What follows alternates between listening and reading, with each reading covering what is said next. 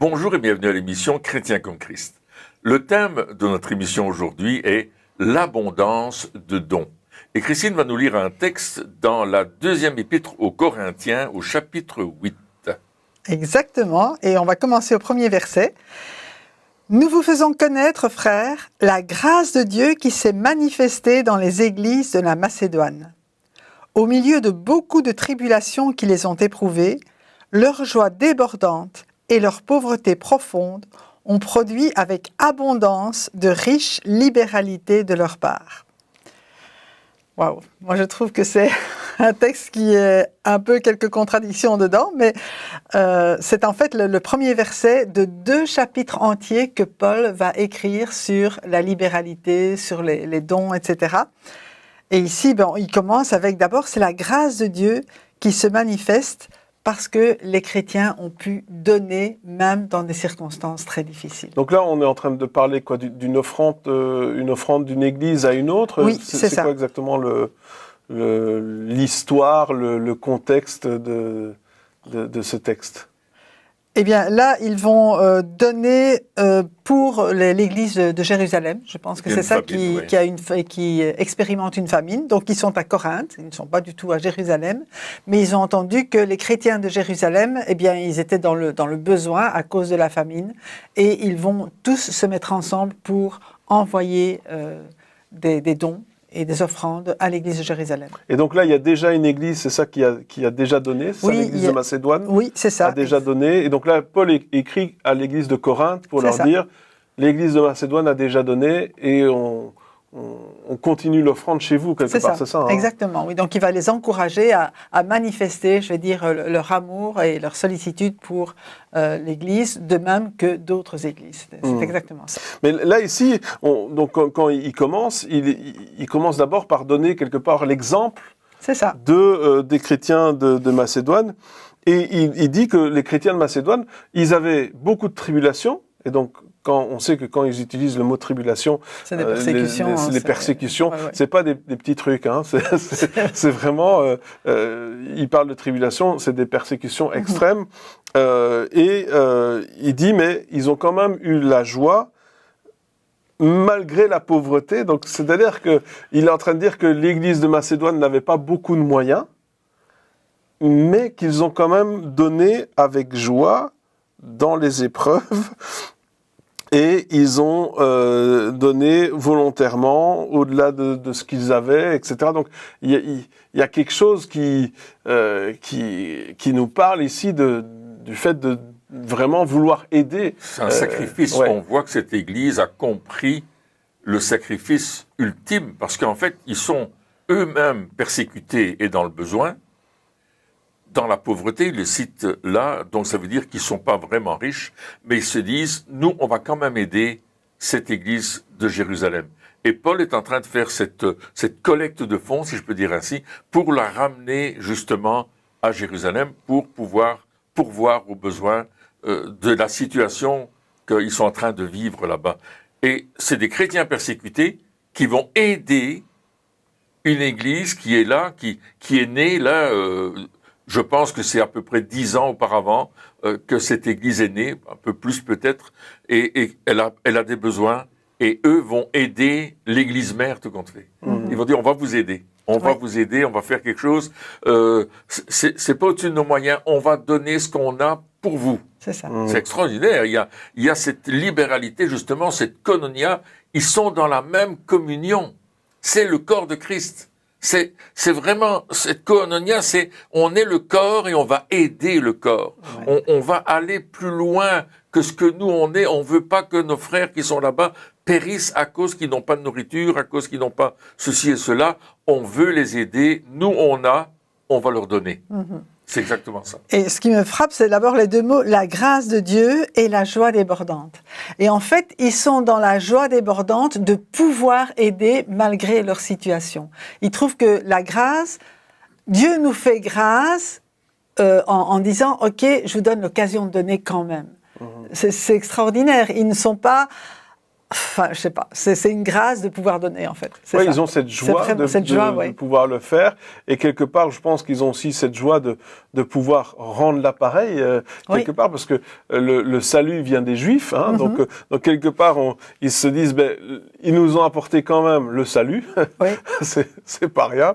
Ils se sont donnés en premier, parce que on parle de l'église de Jérusalem, mais c'est de Jérusalem qu'est parti l'évangile quand même. Donc, ça a commencé avec ce don-là, le don d'apporter l'évangile, de quitter sa nation, de quitter son pays, de quitter ses connaissances, ses amis, sa famille, pour aller dans des contrées lointaines et quelque part apporter l'évangile. Et donc, l'église de Macédoine, elle se dit, on va aider l'église de Jérusalem, on va les aider à s'en sortir. Et ce qui est intéressant de voir, c'est que on parle de pauvreté, et juste après, on parle de riche libéralité.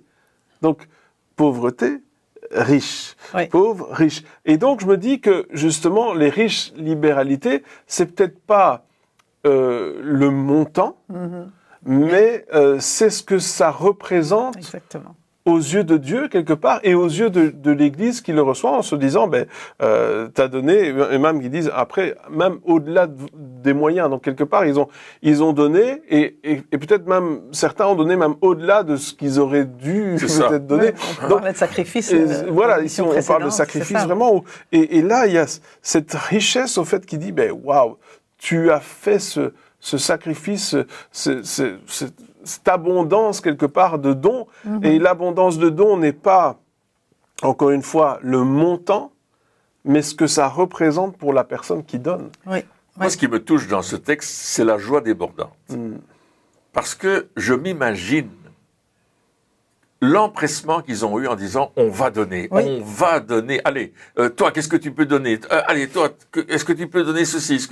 Il y avait cette joie entre eux, ils se sont dit « oui, on va se mettre ensemble, on va préparer, je sais pas moi, un chariot et on va mettre toutes les bonnes choses qu'on a pour le rapporter à eux, j'imagine.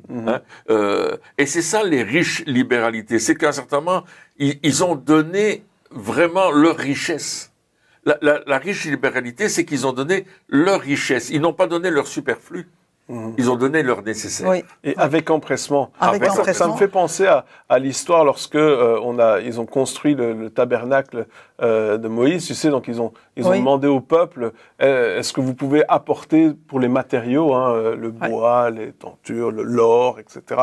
Et on va faire une offrande pour construire le tabernacle. Et à un certain moment, ils ont dû dire, wow, stop.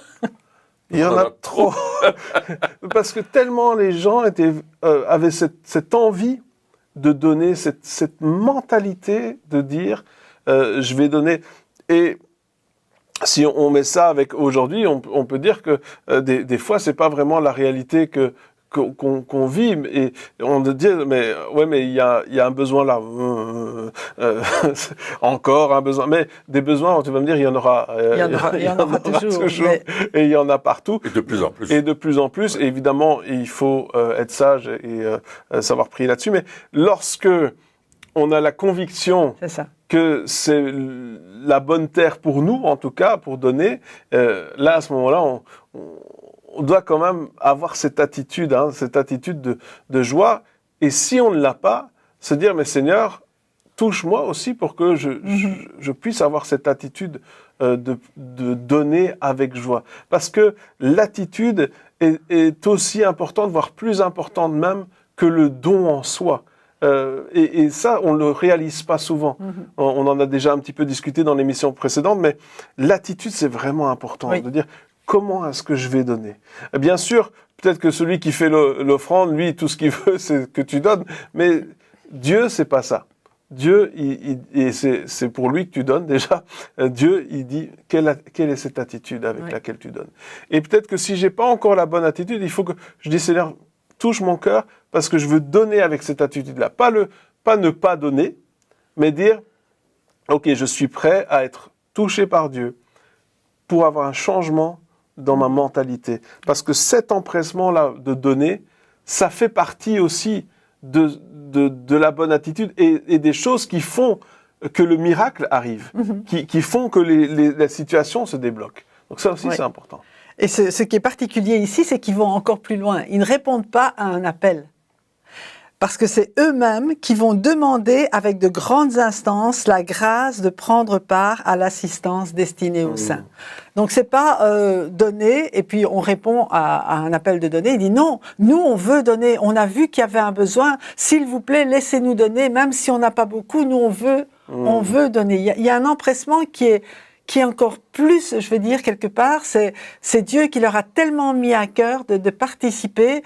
Que pour eux, c'est la joie, c'est vraiment un privilège de pouvoir donner et de pouvoir aider les saints qui sont à Jérusalem. C'est ce qui va faire que l'Église va pouvoir prospérer. Oui.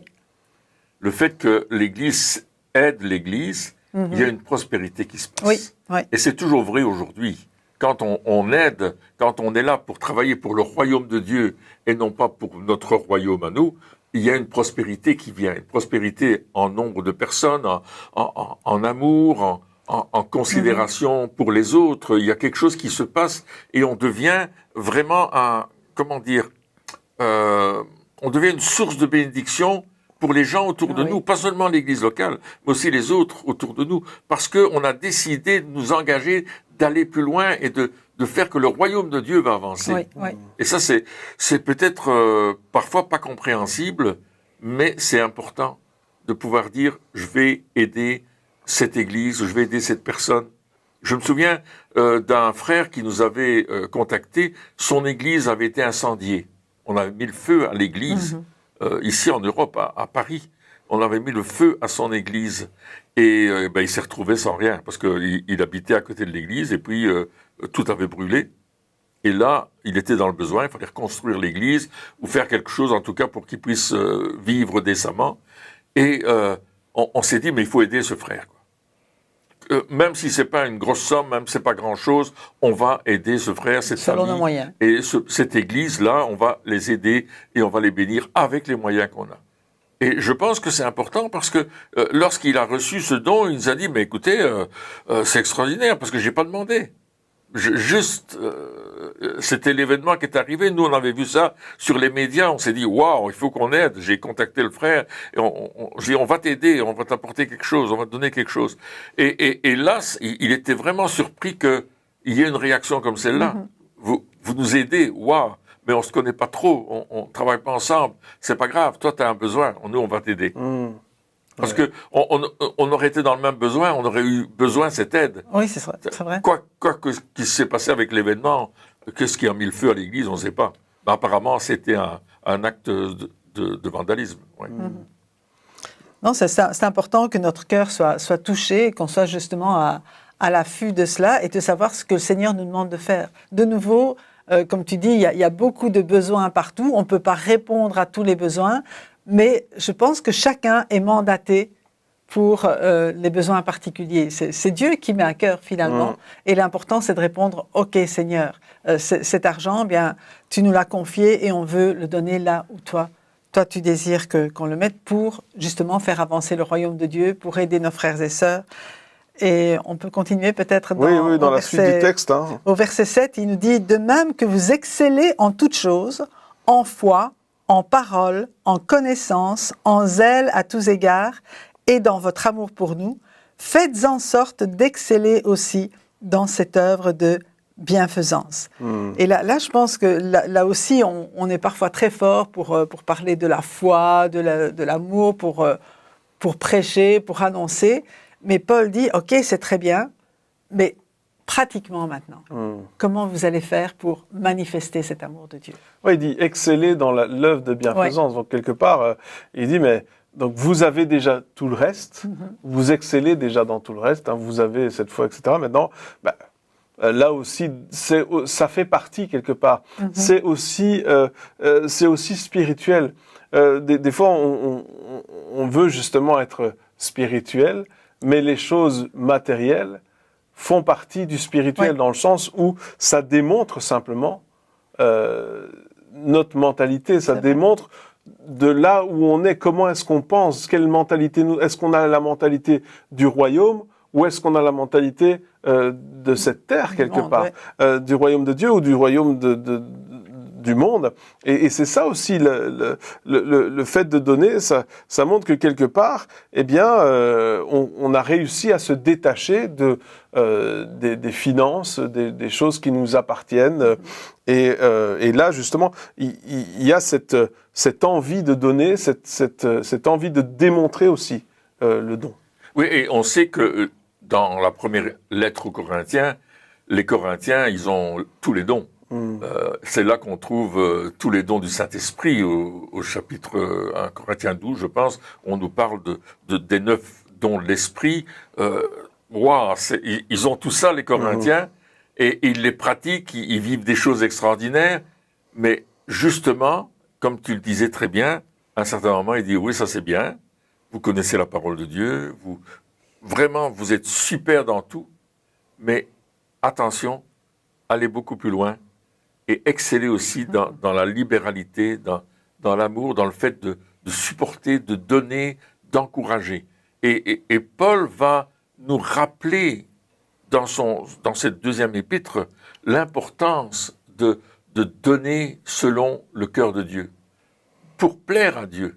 Et aussi pour aider ceux qui sont dans le besoin. Mais la première chose, comme tu disais, l'attitude du cœur est importante. Et ne pas considérer, moi je suis très spirituel, j'ai tous les dons, etc. Oui, mais est-ce que tu veux donner quelque chose? Dire, oui, mais je vais pratiquer les dons, je vais demander au Saint-Esprit. Non, il a un besoin là. Tu vas attendre longtemps pour lui donner. Fais-le. Et ça peut prendre un certain moment pour le faire. Mais à un certain moment, on va apprendre, ça va devenir une habitude de mettre quelque chose à part pour donner à quelqu'un qui a un besoin. De pouvoir dire, je vais épargner une certaine somme. Et quand il y a un besoin, j'ai cette somme, elle est déjà prête. Je peux déjà la prendre et la donner parce que je l'ai mise de côté. J'ai économisé pour Dieu. Et j'ai pas mis sur mon livret d'épargne pour moi, j'ai mis sur le livret d'épargne du ciel.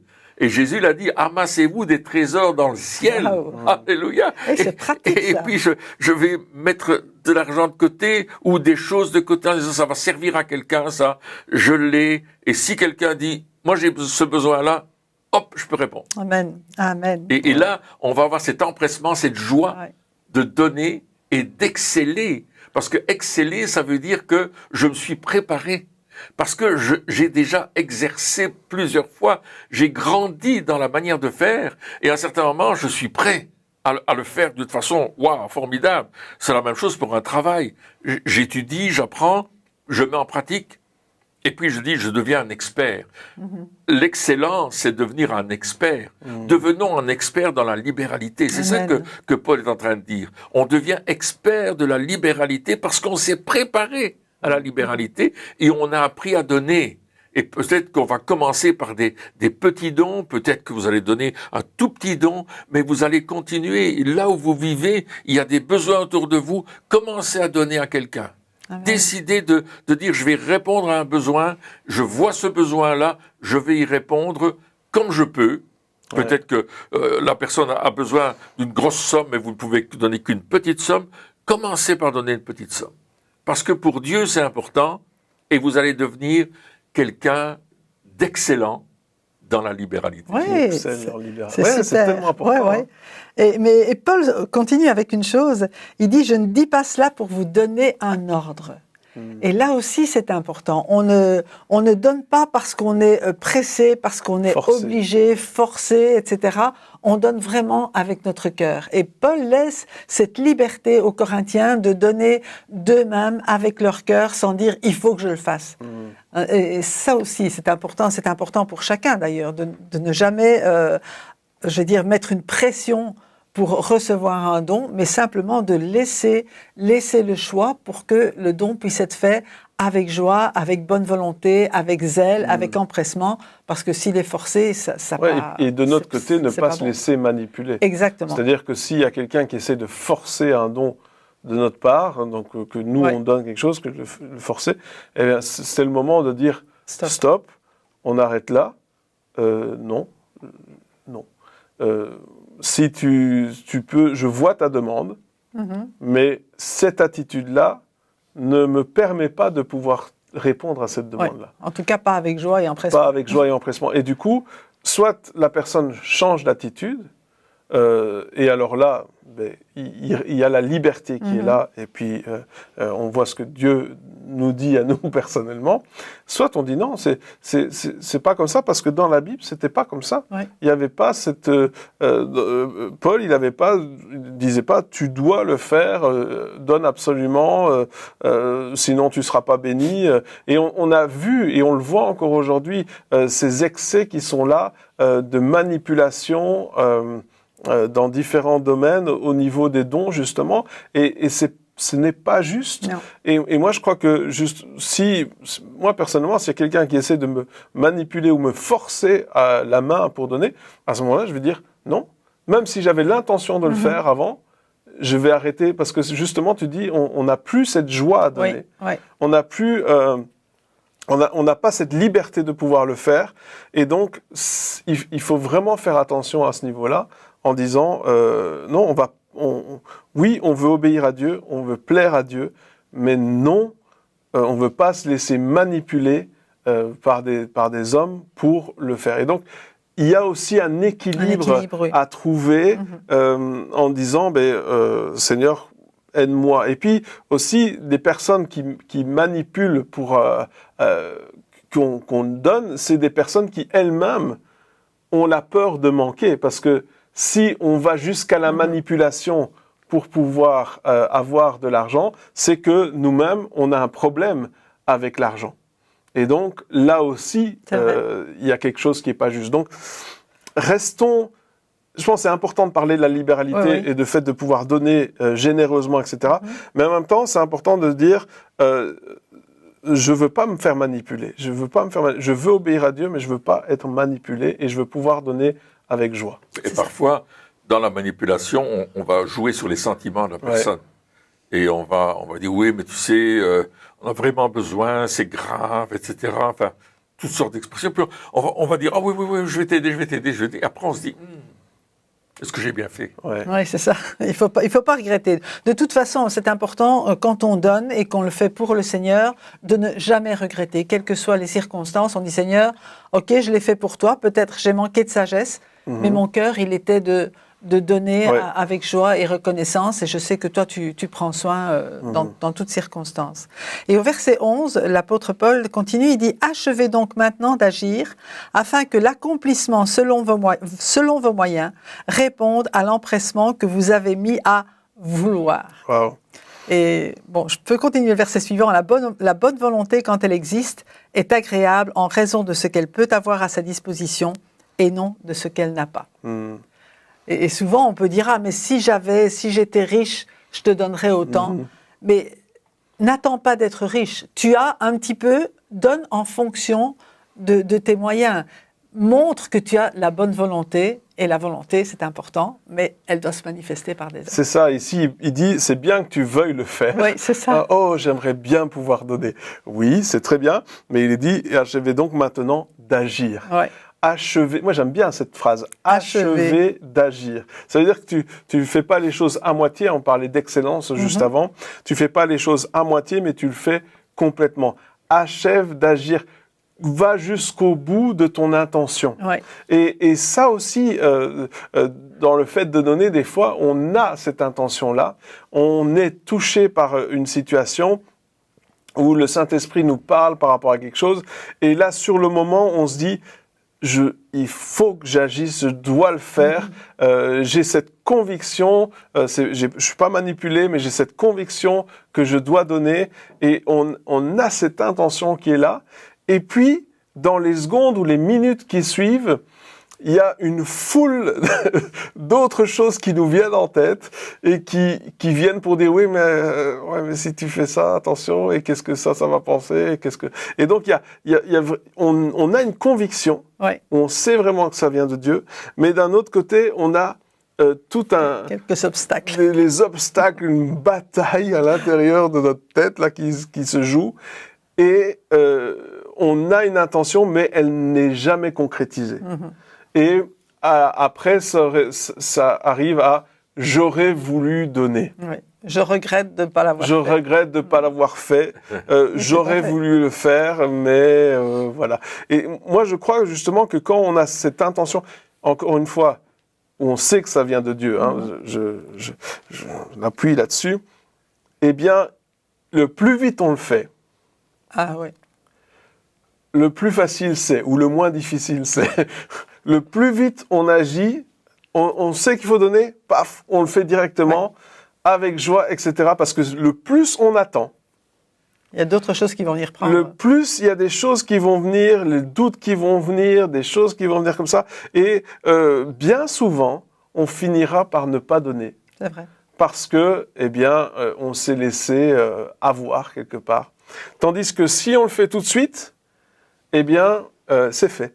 Ouais. C'est fait, c'est terminé et on ne revient pas dessus. C'est fait, on l'a fait.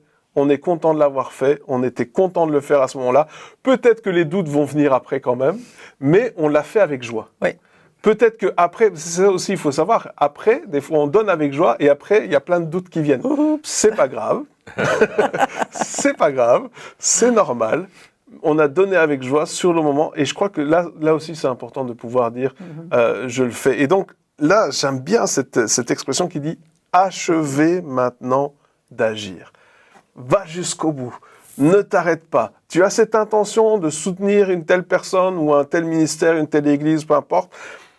Vas-y, fais-le, sans regret, avec joie, et tu vas voir que tu apprendras dans cette libéralité. Tu disais, hein, on commence petit à petit et puis on devient un expert. Et justement, la première fois, je crois que c'est important de dire, ok, je fais tout de suite, avant que je change d'avis. Non, mais c'est vrai, c'est important. Ouais. Et la joie, je crois que la joie vient à ce moment-là aussi en disant « Ah, chouette, alors je l'ai fait ». C'est comme un accomplissement. Achevé, on a accompli quelque chose qui va servir pour le royaume de Dieu. Oui, et puis, on va plaire à notre Papa Céleste. Ouais. On le fait aussi pour lui, on le fait pour nos frères et sœurs. Il y a cette koinonia, comme on disait. Et moi, j'imagine quand même Paul qui avait tous ses dons avec lui pour retourner à Jérusalem. Ça devait être quelque chose, mais il n'était pas tout seul. Non, il y avait une escorte là. Il y avait une escorte. Mais je pense qu'il y avait des anges aussi avec lui tout autour. Quand on lit certains récits, on se demande comment il a fait autant de kilomètres après travailler autant et marcher autant. Mais on voit que il y a une volonté aussi d'aider l'église de Jérusalem. Il est venu avec ce message extraordinaire, non seulement de la bonne nouvelle, mais aussi de dire on va les aider. Et là, il y a cet empressement en disant mais oui, on veut le faire parce que ce sont nos frères et sœurs. Et si nous étions dans le même cas, on aimerait bien aussi qu'on nous aide. Et c'est pour ça qu'il y a cette abondance de dons et de pouvoir le faire vraiment librement et avec joie. Eh bien, chers amis, merci encore de nous avoir suivis pour cette émission. Et puis, on se retrouve très bientôt pour la suite. Au revoir.